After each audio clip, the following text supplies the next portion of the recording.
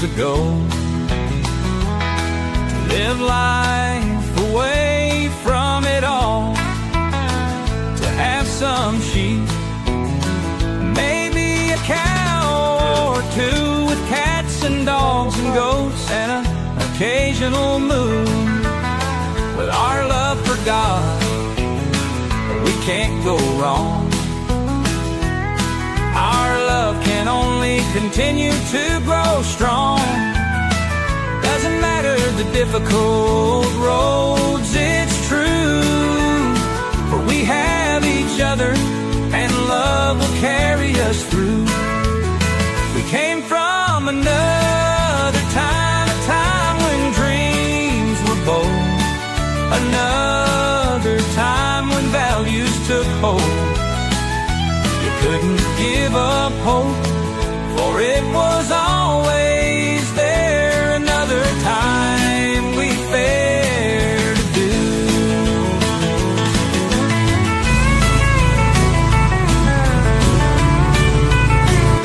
Say hi. Hi. Wait.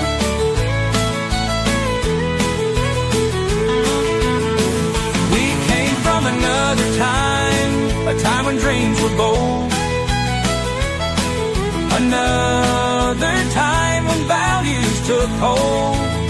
You couldn't give up hope, for it was always there. Another time we fared. I'm glad.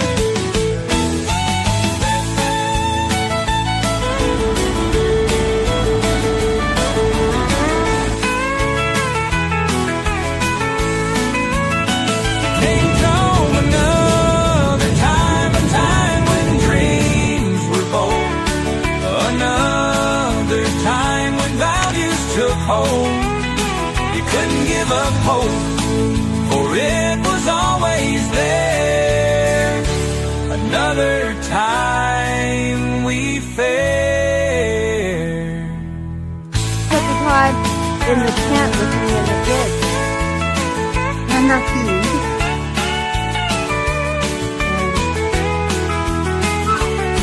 I'm at it again.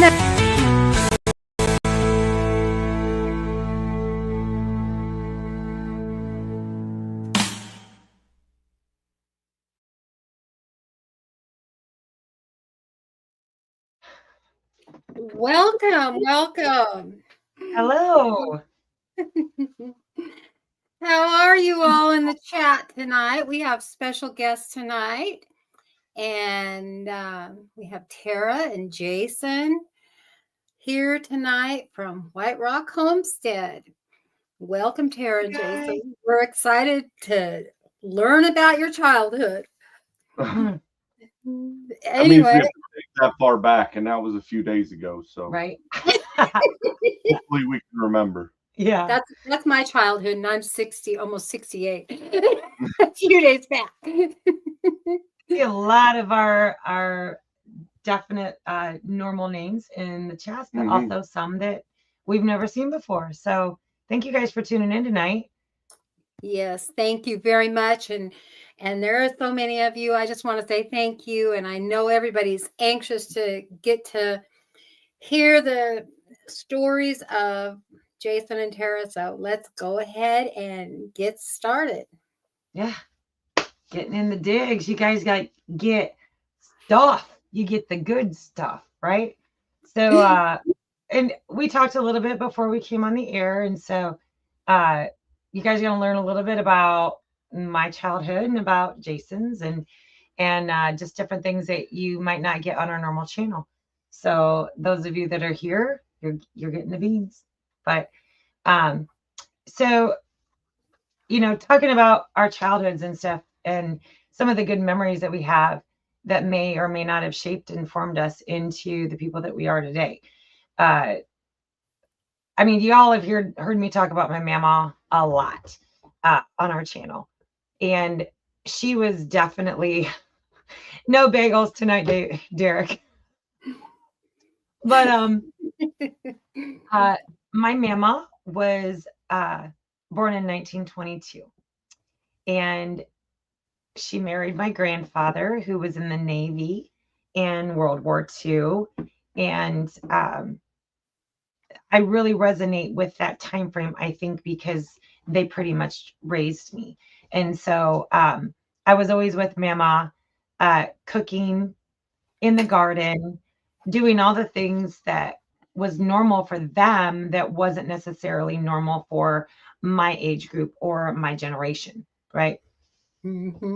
And so those things kind of like harken back to a simpler way of life. And, you know, having those memories to draw from has just given me more inspiration the further along I get in my adulthood. And they're just so important. And I suppose I'll go in a little deeper, right? I'll throw some some goods in there. Throw So some good stuff in there. yeah, throw some good stuff. So I think and it goes along with the way we like to homestead, right? Y'all that have been here, you've heard me talk about, you know, no, we're not rich, but in order to afford doing what we love to do, I have a mantra, and it's called, you know, if you don't require much, then you don't require much, right? So if you're not spending money, it's not about how much money you make. It's about how much money can you not spend, right? So that falls back and forces you to be a little bit more self-sustaining, do things for yourself and not go after what society tells you to purchase, right? And I'm going to tie that into this memory too. So those that know me from our channel, they know that I lost my mom at a young age, and I had actually a really great, amazing foster family. So I was very fortunate when it came to being a foster child, but they were extremely wealthy.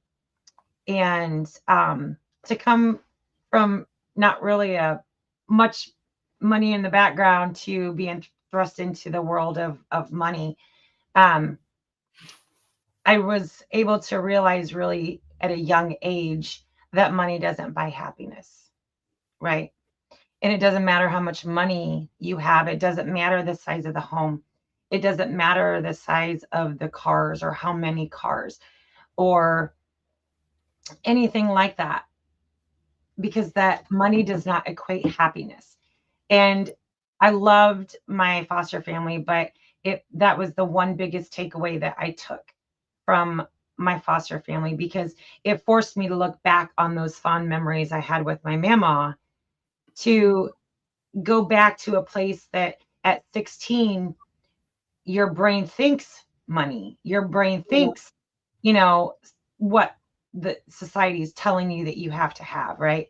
So I think going into our discussion tonight, those were probably the two most biggest influences on what formed me into the person that I am today.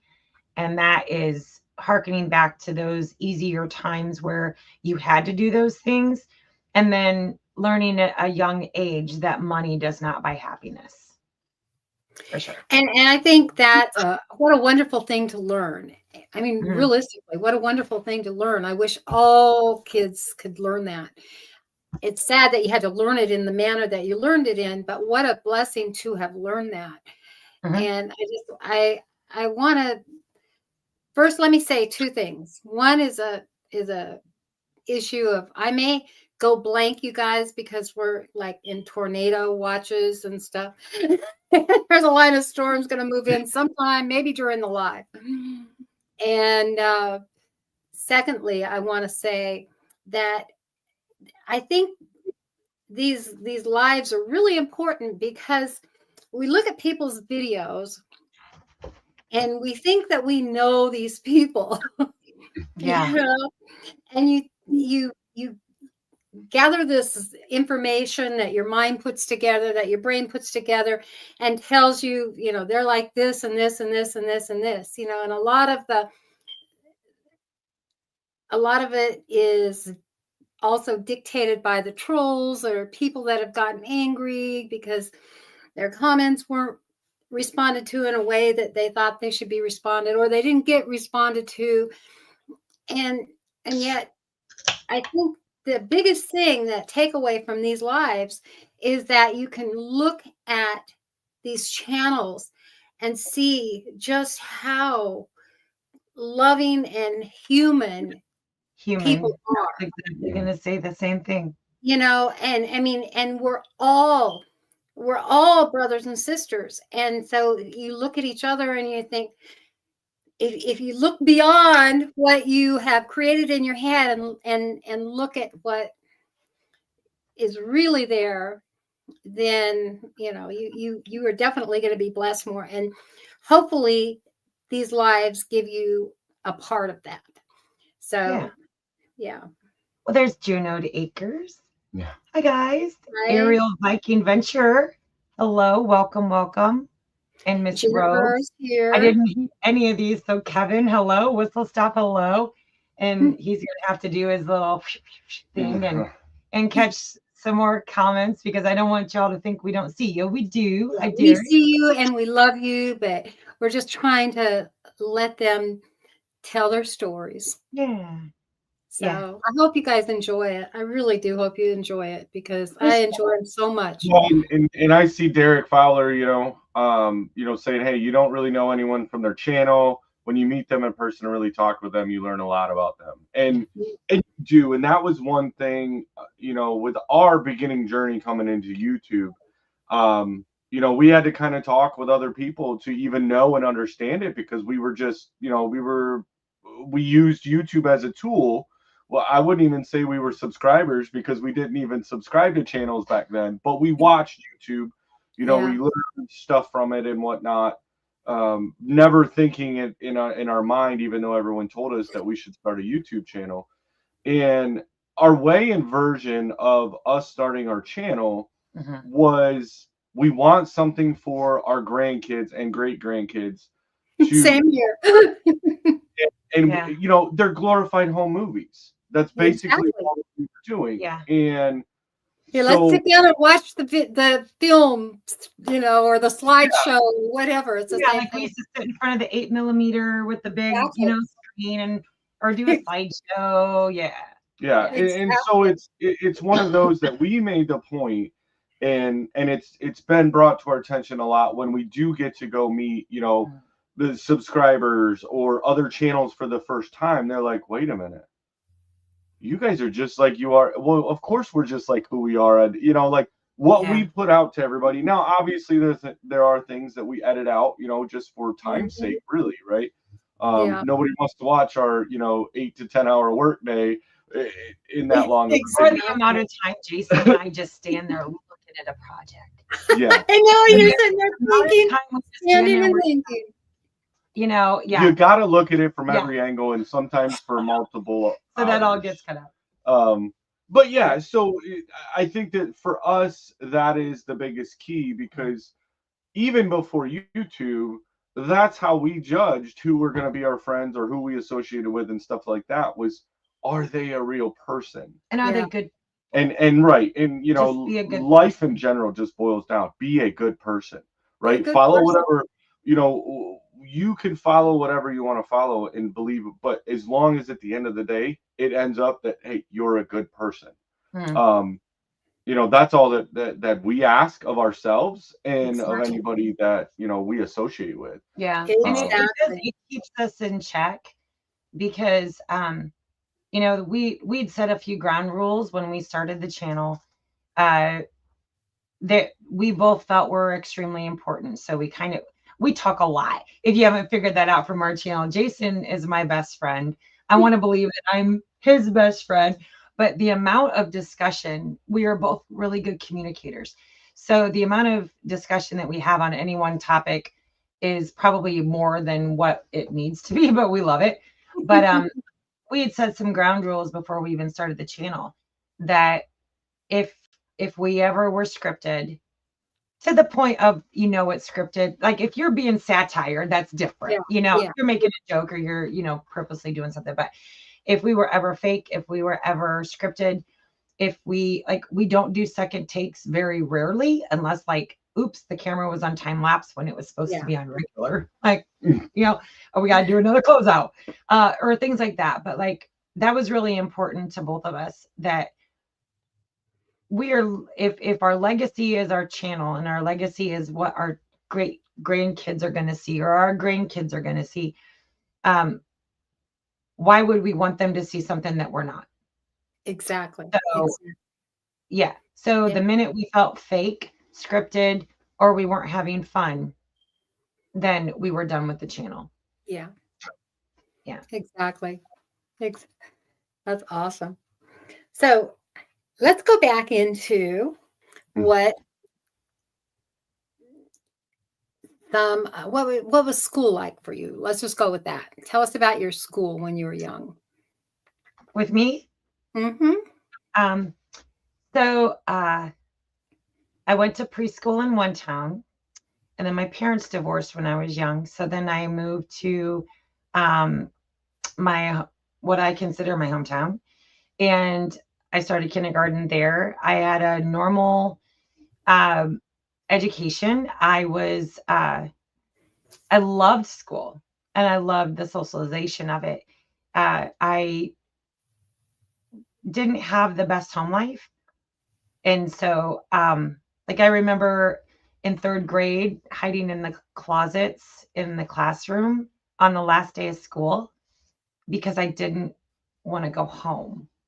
I didn't want to not be at school every day. At school, I got fed. And, so it was just kind of, I loved school.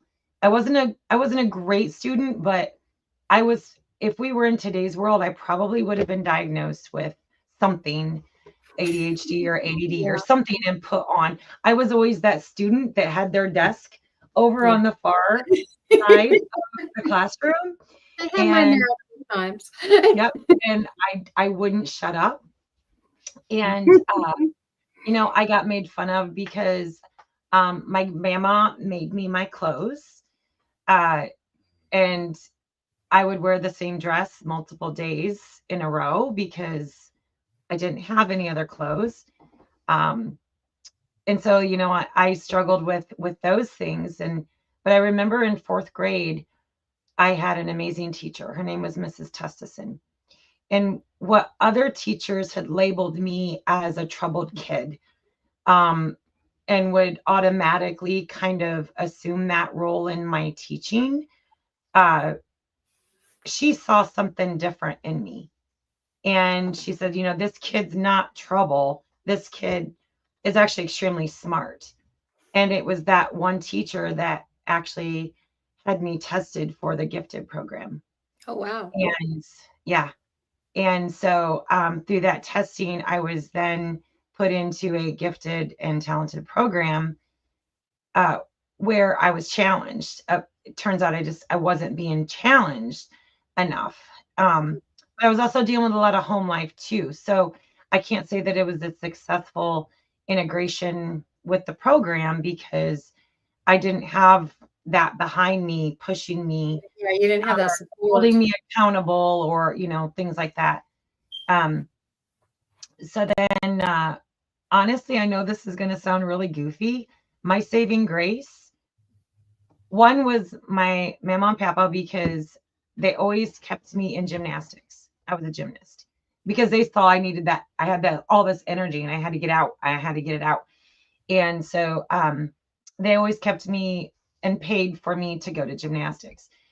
And so cheerleading came extremely easy for me.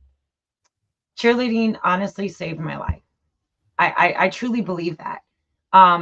Making cheerleading my 7th grade year, and it wasn't back when everyone got to be a cheerleader and you had 24 girls on a squad, right? Mm-hmm. It was when you had to try out for cheerleading. Yeah, and you had 4. Cheerleading honestly did save me. And I continued to cheer. And when my mom got sick, that was actually the year that I was only the second freshman to ever make junior varsity cheerleading at our school. Wow. Which happens every day now, but it didn't back then. No, it didn't. And then when she got sick, my sister and I weren't allowed to tell anyone that my mom was sick.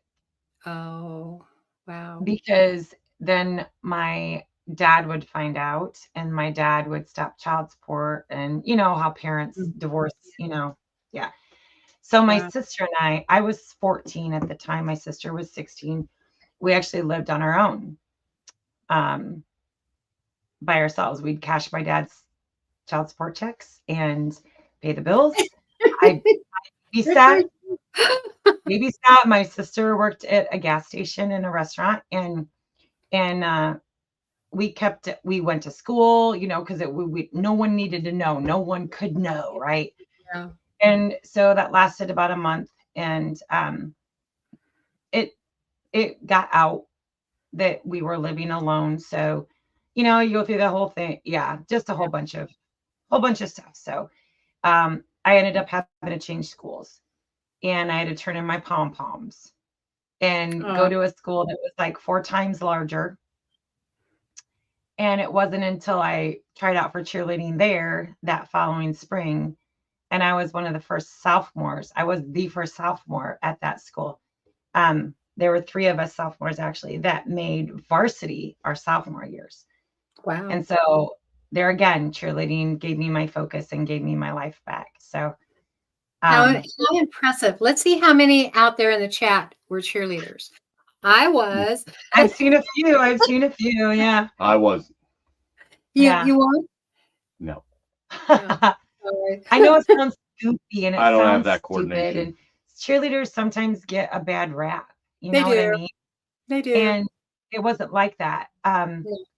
All y'all from our channel know our friend Benet, my friend Benet, that came down this last year and spent a week there.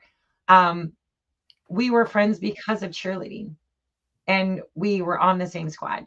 And all these years later, we're still close and friends. And so, I mean, for some people, it can just be a status thing. For me, I can truly say it probably saved my life, because I could have easily headed down a path that was not conducive to a good society. So, yeah.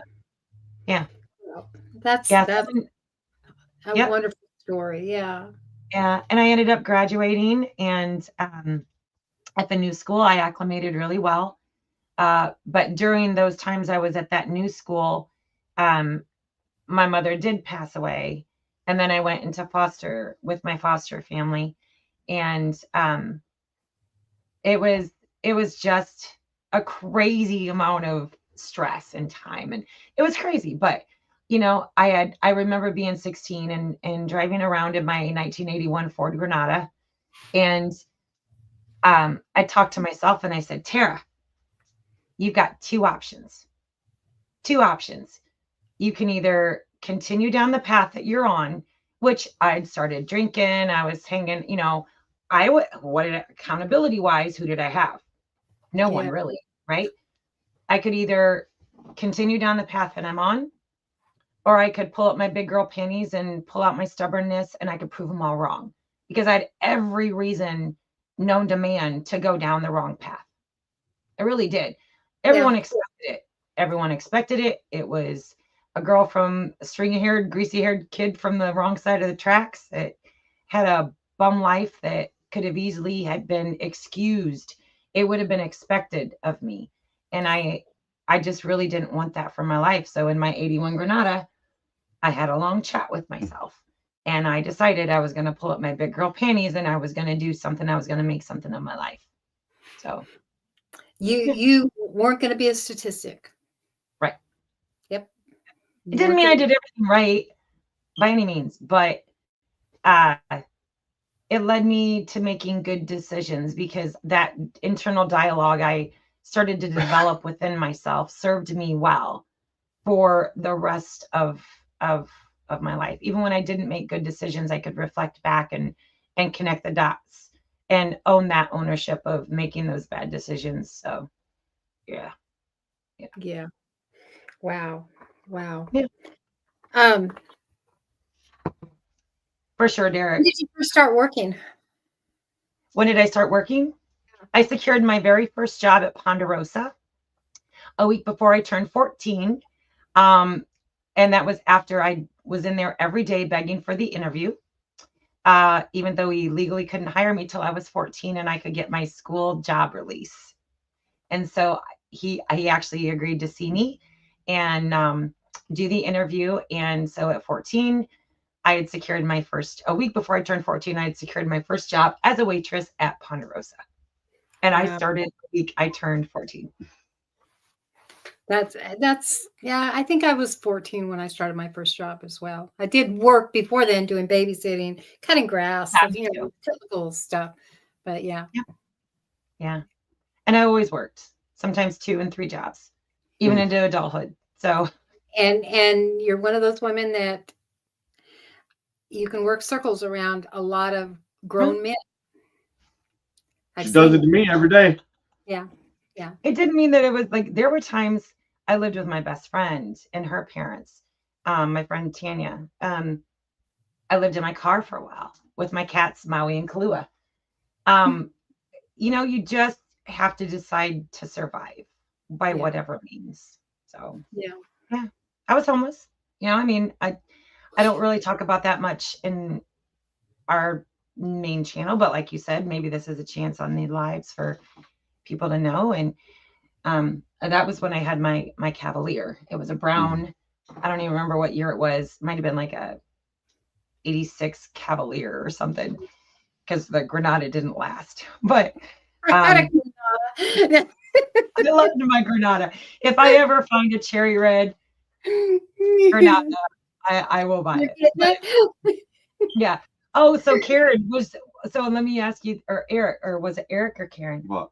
Oh, so Ponderosa. Yes. So Karen, her first job was at Ponderosa. So did you have to wear the brown pins? Like they were like these brown blouses with this weird tie. And then we had to wear hunter green calf length skirts. That was our uniform. So tell me whether or not. I remember those uniforms. I used to love eating at the Ponderosa. That was like a Sunday special. Yeah. Yep. Yeah. So, but yeah, I lived in my car with my 2 cats, Maui and Kahlua. It got cramped. But I just had to do it. And I was working at the time, at that time I was working at a grocery store chain called Scott's Food Stores.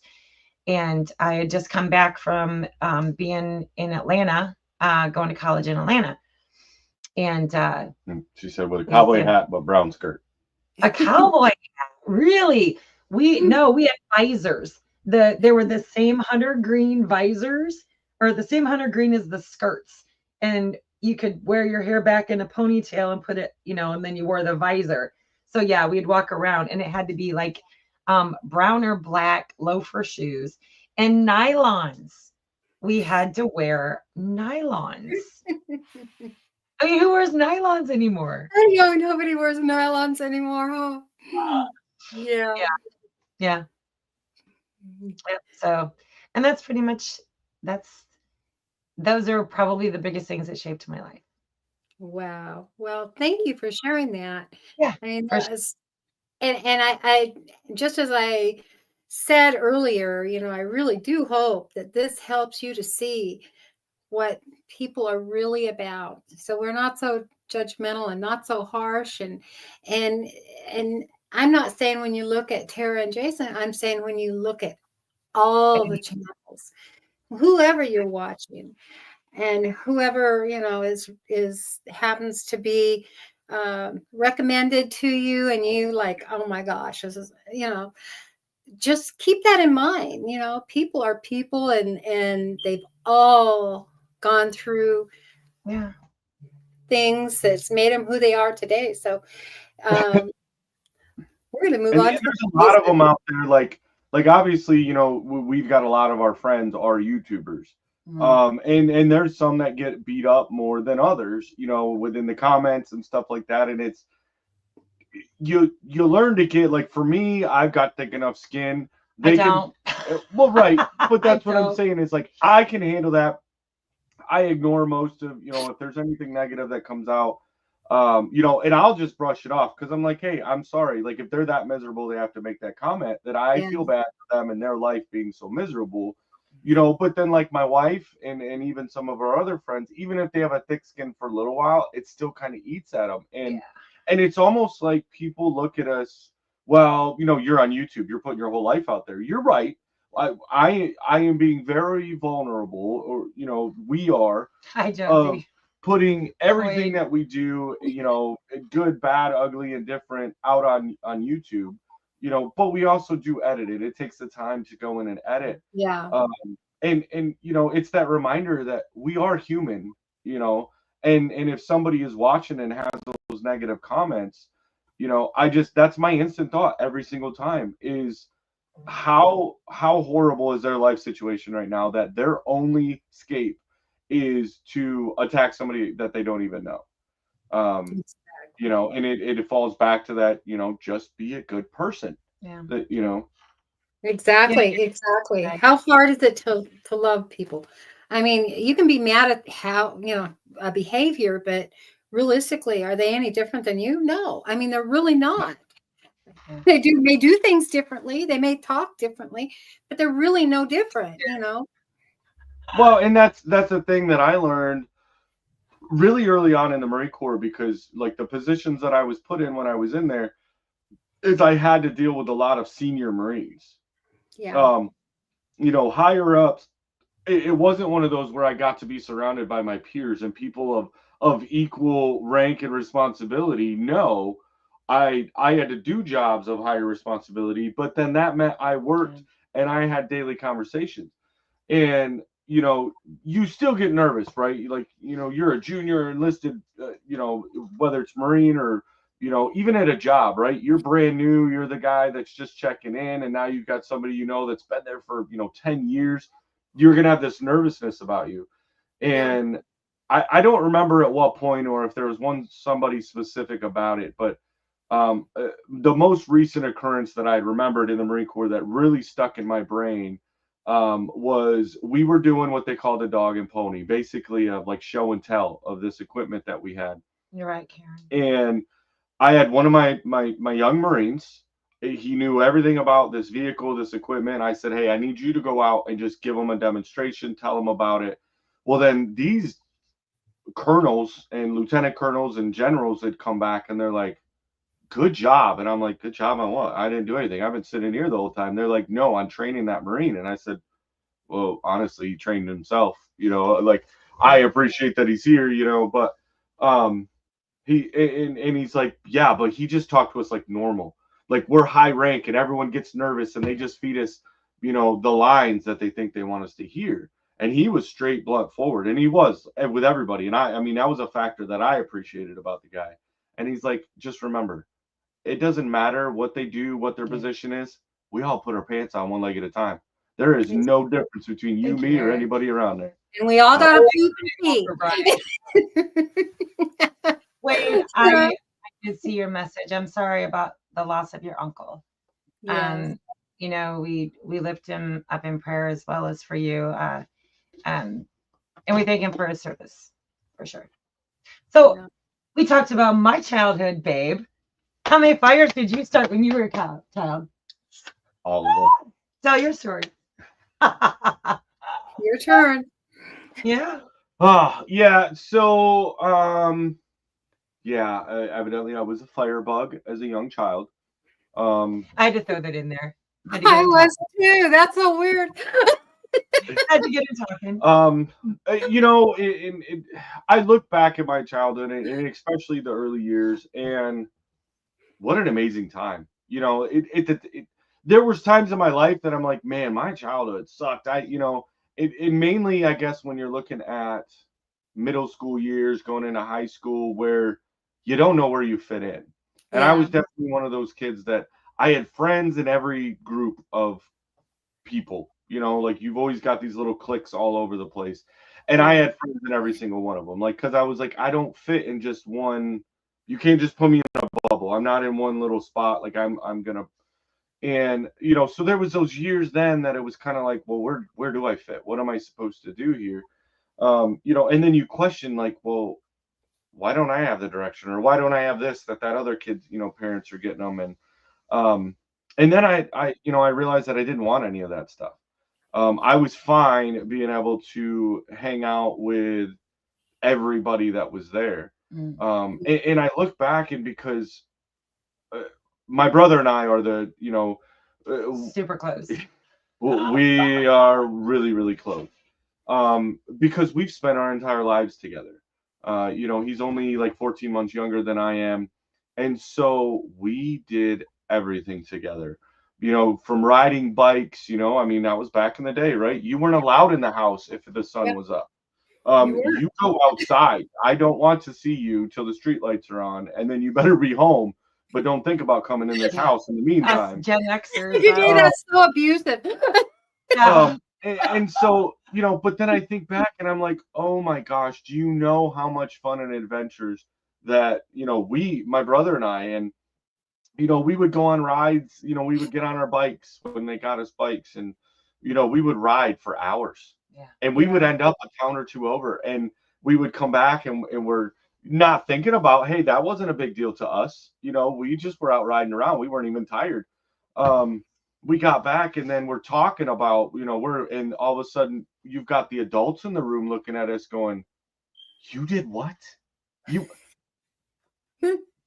How did you get there? Like, and it's like, we just rode our bikes. What do you mean? It's not, and so I think that sense of, we moved a lot. My parents got divorced when I was really young. I don't actually think that I have a memory of them actually being, like, my biological parents being together. My earliest memories, they were always divorced by that time. And so it was always that bounce between the two separate households, and then who had custody of us, who didn't have custody of us. And, but we always had, my brother and I, no matter what, always had each other, and we were able to go out and just adventure. And it was so much fun. I mean, just it was like, but because, like, with the parents moving, they would move a lot. And then of course, we would have like custody things where, my brother and I didn't have a choice. Hey, now you're going to live here. And it grew this like nomadic part in me, that I didn't, kind of really know that was one thing that I thrived off was, hey, it's cool to be in a spot for a little while, but then it's time to move on. Which I'm sure people are wondering what's going on with all this. And right. You have to tune in tomorrow to find out, because we're not on the ridge. And so that whole nomadic thing has turned into the fact that, we own multiple campers, and we go travel all the time. Because one, I'm at a point that obviously we have the ridge. We're not gonna sell the ridge. Like, I'm not moving, right? That part of me was over. But I still like to travel. And that was one thing that I do remember, probably, that, like, I guess would say one of the favorite parts of growing up was being able to travel so much, like going and seeing the Grand Canyon, going to Mount Rushmore, seeing the Badlands out west, going down to Florida, like, we covered.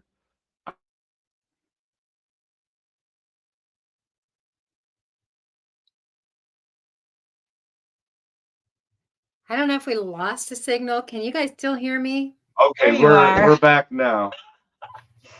Yes, Ariel, times were very different. Yeah, I didn't know if it was me or. Yeah. It could be both. Ours looked good was on the end, but I know, you had storms coming in. So, but I think it was that being able to travel and see so much more. There's more than just your hometown or where you grew up. And the funny part was, because we traveled out of state so much, it wasn't until her and I got together and she had moved to Michigan with me, because I had retired from the Marine Corps and would move back to Michigan when we met.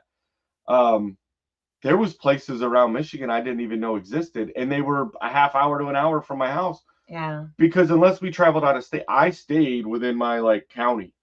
Never really left that county my whole life. And so, until I left for the Marine Corps. And then even then it was like when I traveled where I lived, I didn't adventure around there. I mean, my brother and I did on bikes, but it still was within the county.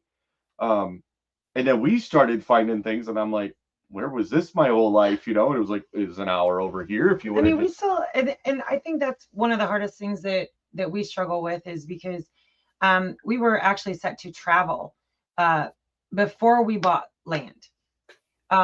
We had a tour bus. Those of you that are with us for a long time, you know that we had a humongous tour bus that we bought that we were going to go travel for several years while we went and looked around and decided where we wanted to be forever.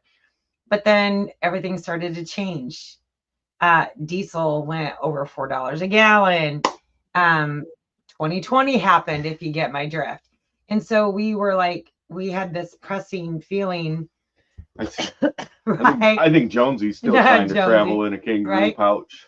I really had this pressing feeling on my heart. I need to get land now because I'd already sold everything in Ohio. Yeah. So this press and I don't know if you call it a sixth sense or whether you call it the insecurities of my childhood presenting themselves as an adult, where I saw things going down a path in America that scared me, and it stirred this thing inside of me where I'm like, babe, we need land and I need to get food in the dirt, I need to get this done.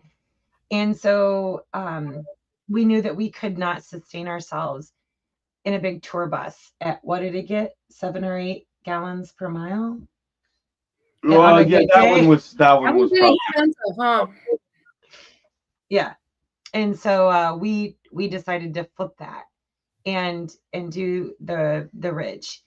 But it doesn't stop us from wanting to travel. Like I just was getting messages from our river camp up north in Michigan saying, are you guys coming back this summer? And I'm like, oh, I would love if we could just spend our whole seasonal back at river camp with our river family, right?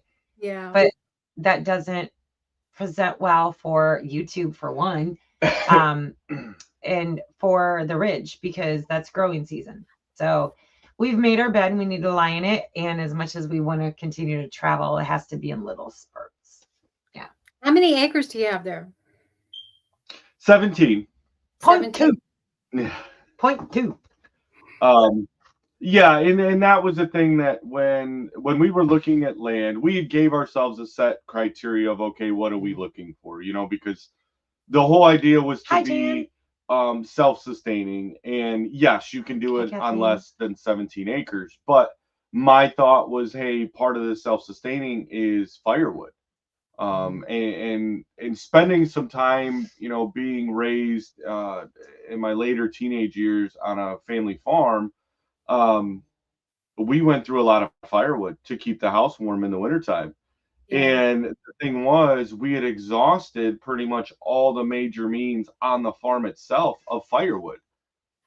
Yet we needed it to keep warm. So now you're driving somewhere else to go ahead and cut trees up and bring them back, or you're paying somebody. And I had to pay people in Ohio because my homestead in Ohio, for those that didn't know, I had a full-on homestead in Ohio that I built over a decade. So hogs, chickens, built the house, the whole shebang. But I bought cornfield. That's what I bought. I bought a cornfield. So no trees, no shrubs, no bushes, no green. And so I heated with wood. So that meant I had to buy wood. I did have a friend that had a tree service. And so a couple times a year, if they didn't have any need for these trees, they would literally pull their humongous trucks onto my homestead and drop the entire tree. How awesome. And then it was up to me and my kids to saw it up, split it, get it ready, but just it was a blessing to be able to have that. But if I didn't have that, or I didn't have time to, because I was working 2 and 3 jobs, if I didn't have time to have all the wood, I had to buy it. So I respected what, my husband, my head of the household, wanted as far as land and available wood for our future. That's awesome. Yeah. Yep. Yeah, So and no, go ahead. I was just going to ask you, did you have a lot of siblings? Do you have a lot of siblings that you grew up with? I do, in different kind of stages. So like I had my brother and my half sister, that we all share. I have one biological brother that we have the same mom and dad, and then I have my half sister, so we have the same mom. So I spent most of the time with the two of them. And then when my dad remarried, I gained two more stepbrothers. And then my mom had remarried, and I gained, well, one of my stepsisters is actually Hi, Bert. Sister Bert's in here. She's in. It was like 3 or 4. I keep losing count sometimes. I think it's 4 stepsisters and another stepbrother. Thank you, Esther. So yeah, it kind of, it created a large family, but other than there was a time when my brother and I lived with our dad and we lived with our 2 stepbrothers. That was probably the biggest household that I ever grew up with. And the one stepbrother was a couple years older than I was. So really it was only a few years, that there was really like 4 of us boys in the house. And then after that, it was kind of gone. Yeah. I do have a biological sister. We don't speak. We were raised, okay, this is going to sound bad, but I'm just going to put it out there. My parents, my dad and my mom had my sister. That was all my mom wanted. She didn't want any more kids. But then I guess as young adults play out their marriages, it was agreed that they would have another child, but it would be the dad's. It would be my dad's responsibility. So she agreed to another child. So, and we were raised very distinctly. I've never not known that. So I've gone, like, I don't have any memories of not knowing that my mom didn't want a second child. So my sister did not have visitation with my dad. I had visitation with my dad. So I spent all my time in Tennessee with all the aunts. I don't know if my aunts would even know my sister truly if they passed in a hallway. Yeah. So, but because of what our parents' decisions did to us as children growing up, they created a division between sisters. That must have been a difficult time. Yeah. So sometimes those divisions are put into place so strongly and so much to your core that even as adults, one or the other can't break out of the mold that our parents have created for us. So after many years of trying to foster that relationship that was truly toxic, it's how years where I just had to say enough is enough. So I consider myself kind of an only child. Yeah. I do have my foster brother. My foster brother, I'm so proud of.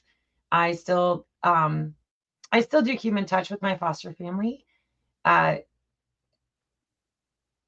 it's not a camaraderie thing. Like, yeah. It's like I have endearing feelings for them. They have endearing feelings for me, and we want the best for each other, but it's no Thanksgivings, no Christmases or, anything like that.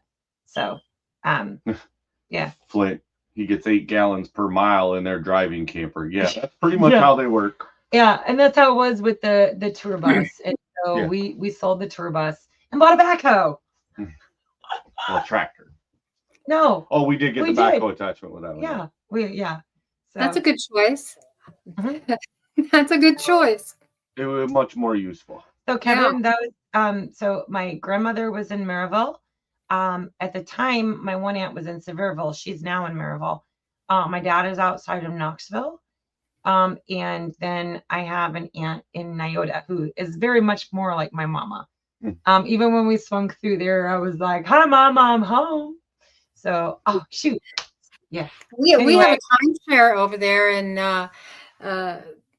the Smoky Mountains and right over there, Westgate Resorts. Oh, it's beautiful. Yeah, it's it is. a beautiful country. I mean, every time we went over there to visit the family, we were kind of like, man, why didn't we look a little harder? And and it's one of those that we looked hard when we were looking at like Eastern Tennessee, Yeah. but it didn't meet our needs. Mainly the financing budget, but then also the amount of restrictions on what you can and can't do. The You just pick Kentucky. Kentucky, we live in a county that has no restrictions. Yeah. Yeah. Well, and where we're at in Arkansas is a real big is the same way where there's regulations no matter where you go, right? It doesn't matter. Exactly. The point is they don't enforce them. You don't have somebody that like, and we don't require permits. We don't. Yeah, we don't either. Let me rephrase that and like put it into context. We have more than the minimum acreage required to not need those, which is permits. 10 acres. Yeah. Right. Yeah. So I don't want That's people to think here that, as well. Yeah. I don't want people to think they can just move to Arkansas and do whatever they want. We meet the qualifications to not need all that. Yeah. So don't go buy 4 acres in Arkansas and be like, WhiteRock Homestead told us. No, But yeah. regardless, you always have to have, you have to follow international building code, which requires an electrical permit and plumbing or a septic permit in our state. If the counties don't have any restrictions, there's very few that don't. Ours is one of them that doesn't have any. But then you have to make sure you follow international building code for those two things. Ish. Yeah, ish. Well, people ish it all the time around here because nobody's. Yeah, we do things safely. There's my wild home. Hi guys, and Linda Oki. Yeah, I kind of go the same way. Like I don't consider myself. I consider myself an only child. So, I feel you, girl. I feel you. I feel you for sure. Mm-hmm. So what were some of the fun things you guys did? I mean, tell some stories about something that really was a fond memory when you're growing up. Fun stuff. Yeah, so I'll go first on this one.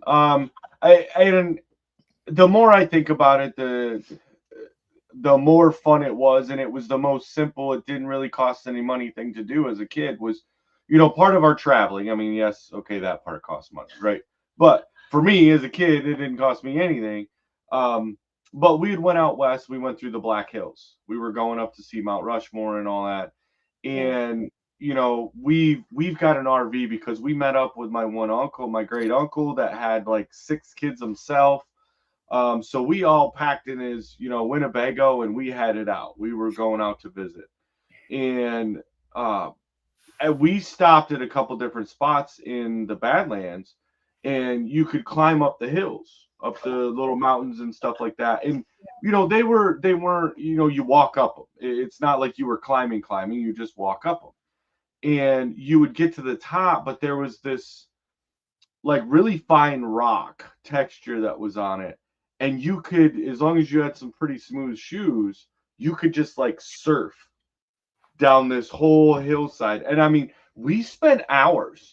It was way better, and yet our parents didn't have to pay amusement park fees, and you know what I mean. We weren't at an arcade. We were literally just outside sliding down these hills.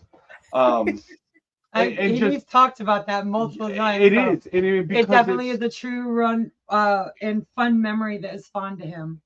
Because it's one of those that, like I kind of said earlier, right? You quickly look back at your life and you're so quick to be like, man, my childhood sucked, or this was bad or that was bad. But then when you sit down and you look at it, you're like, no, that was awesome.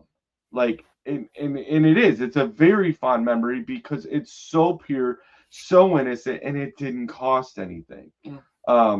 Wow, what you just said, babe, that needs to be on a shirt. What?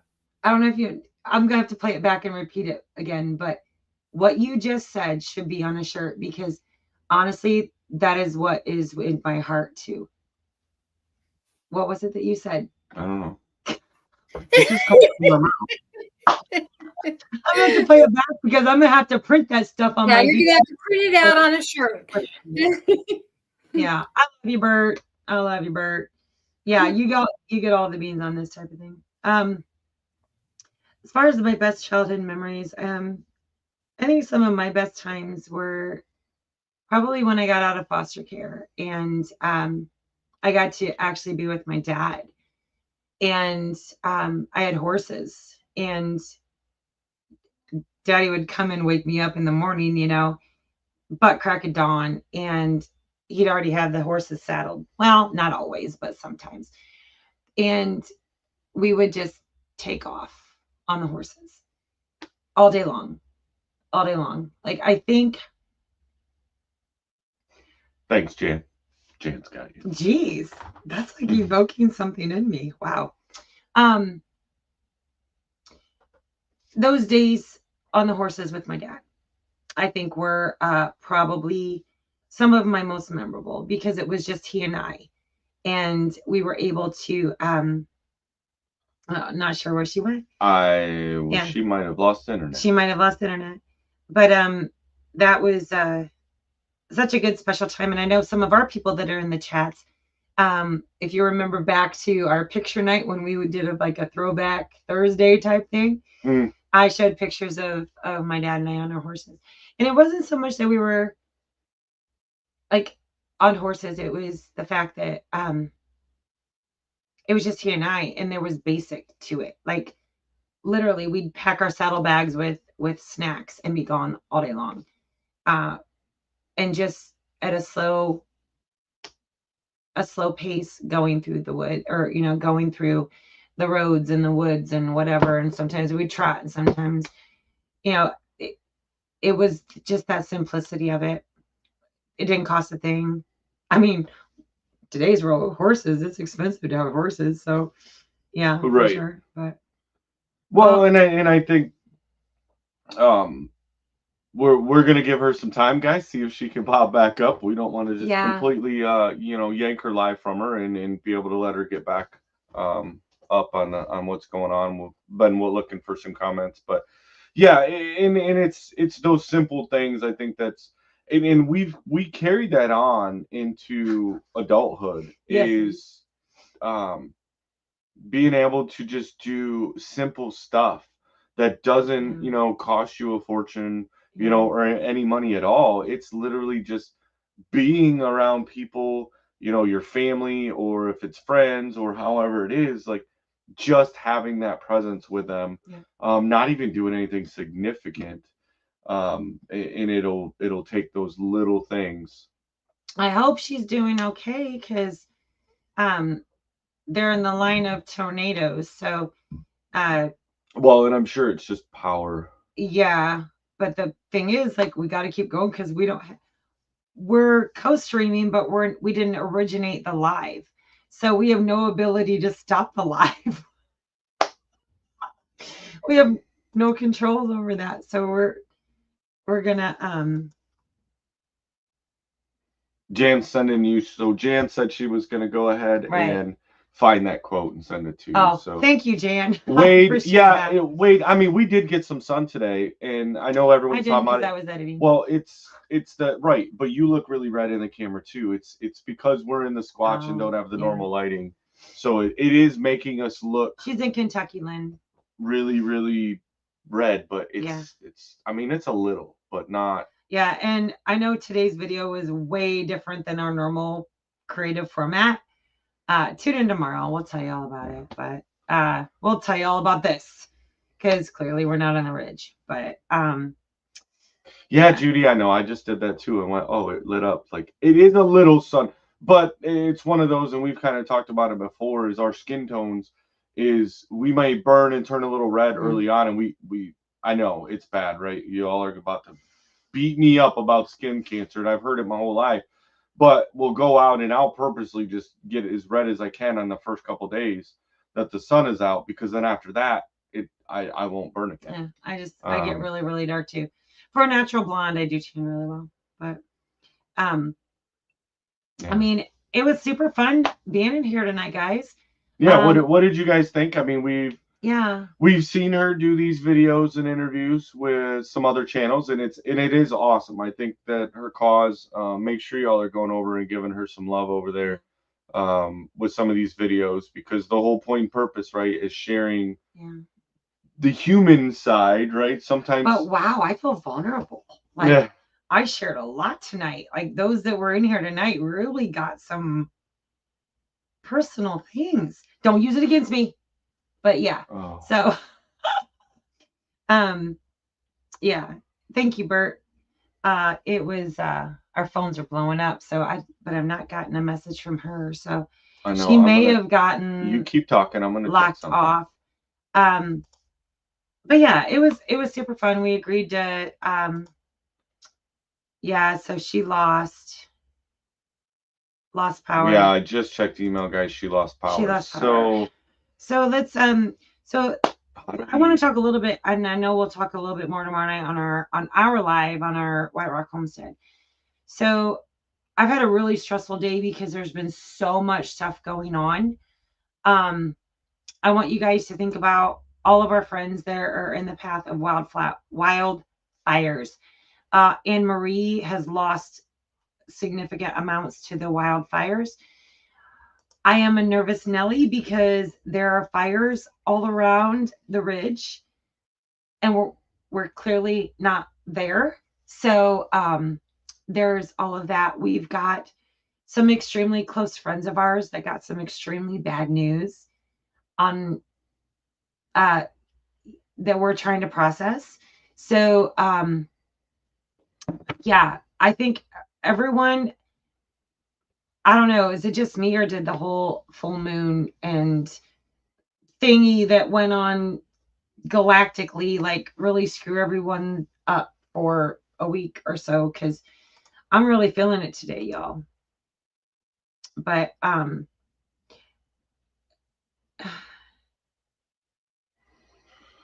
I don't even know how to end the live when we don't have. I don't know, how does that work? I don't know, because I'm not seeing. I don't want to just close it out on our end and leave it. Yeah. Yeah, she did lose power, Milk and Honey. Yeah, the blood moon, Jonesy. Like, I've had so much. I dread waking up in the mornings because I'm like getting bad news every day, and I'm like, come on, it's gotta stop. Sheila, we are still doing our normal live at 6 o'clock Central tomorrow night. Mm-hmm. And we'll give you guys all of these details and why we're in the Squatch, what happened that led us to the Squatch,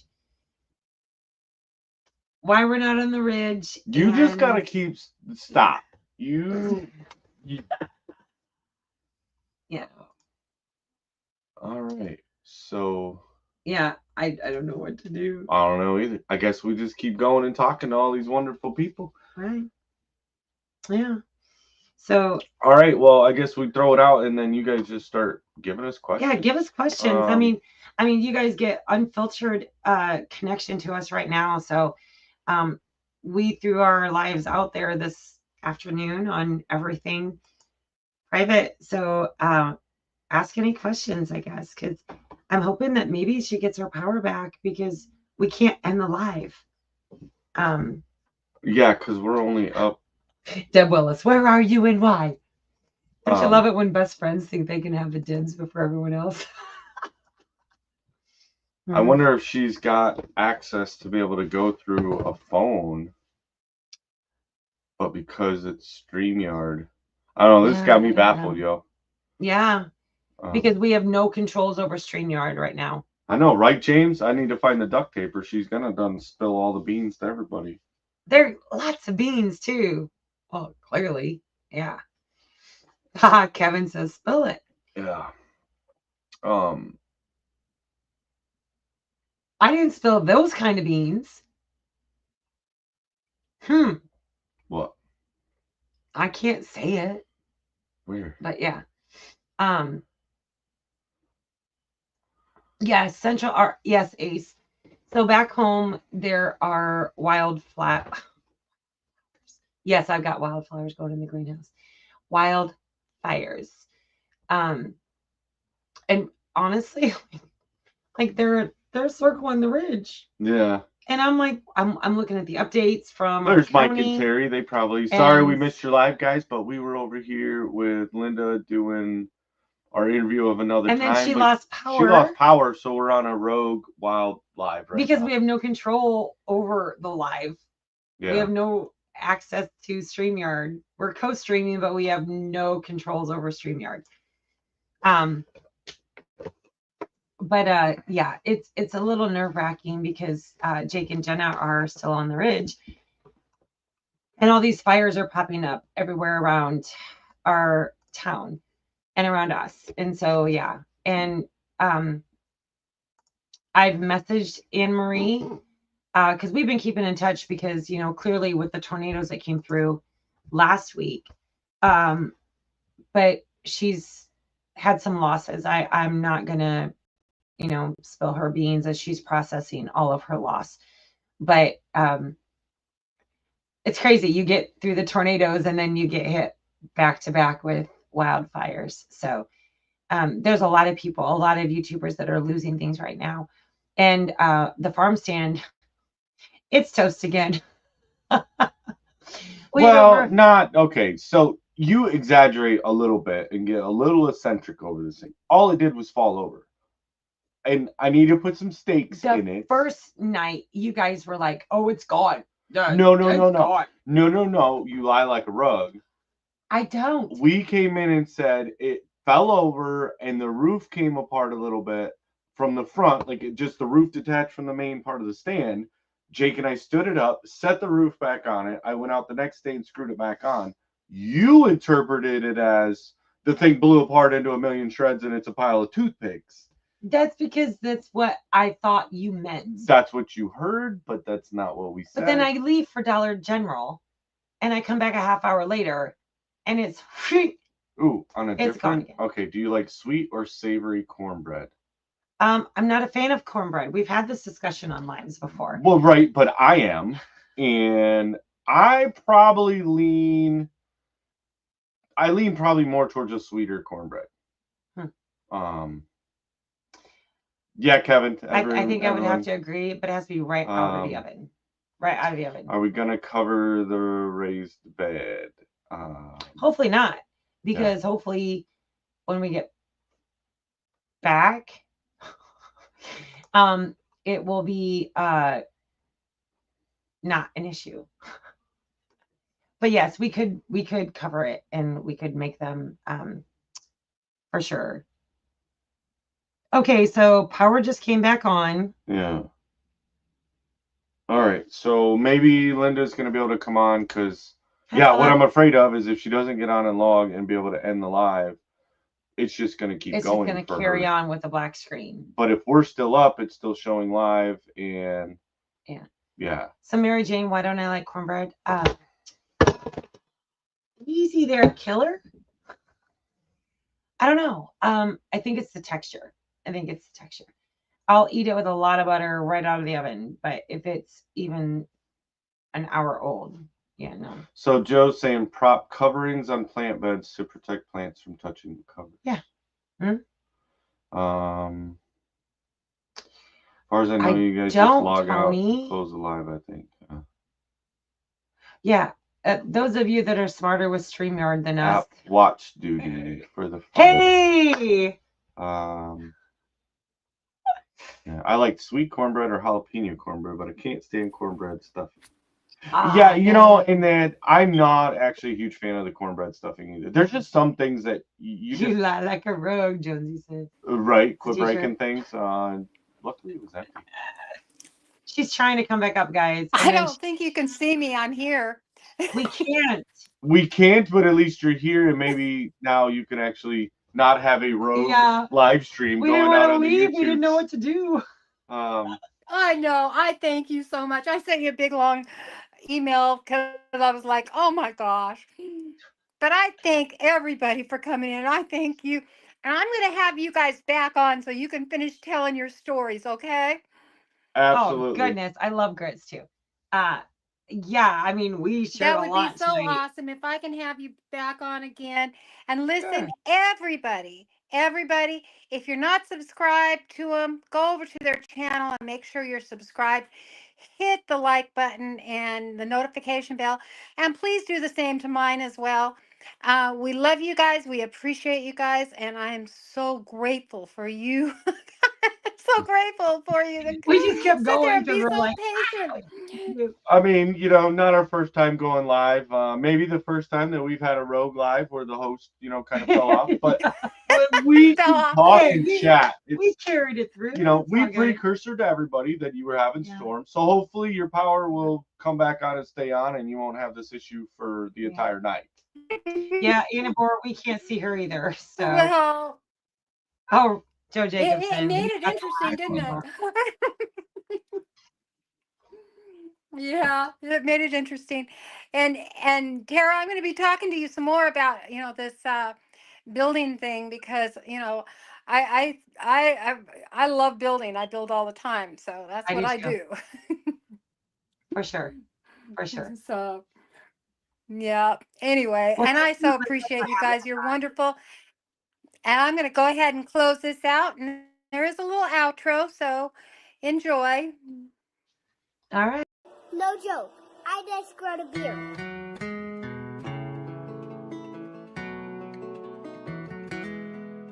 In real life. No joke. I got a beer. Hey guys, it's Reese here again. I think all those turtles from our pond.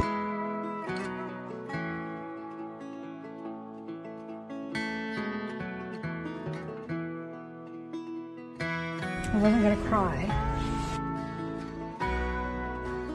And I am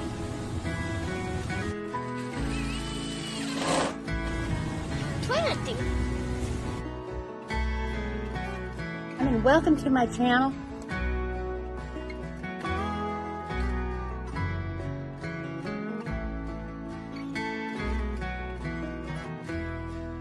Plant marigolds next to your squash to keep the squash bugs away.